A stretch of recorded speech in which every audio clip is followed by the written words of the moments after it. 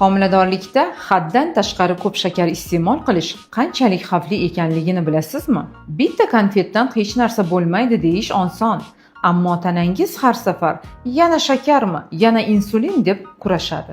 Shakarning ortig'i homilador ayol organizmini nimalarga olib kelishi mumkin? Eng keng tarqalgani gestatsion diabetdir, ya'ni homiladorlikdagi qandli diabet. Keyingisi homilaning haddan tashqari katta bo'lishi. Bu albatta tug'ruqni og'irlashtiradi. Onadagi ko'p toliqish, bosh og'riqlari, hatto bosh aylanishini ham keltirib chiqarishi mumkin. Bola tug'ilgach esa qon bosimi muammolari hamda ortiqcha vazn ham bezovta qilishni boshlaydi.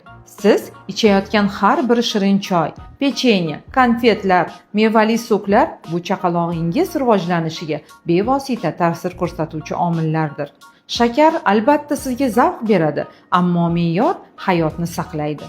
O'rniga nima yesam bo'ladi desangiz, tabiiy mevalar, dolchinli choy, quritilgan mevalar hamda yengil tabiiy shirinliklar iste'mol qiling. Siz nafaqat homiladorsiz, balki 2 kishi hayoti uchun mas'ulsiz. Shakar emas, salomatlikni tanlang.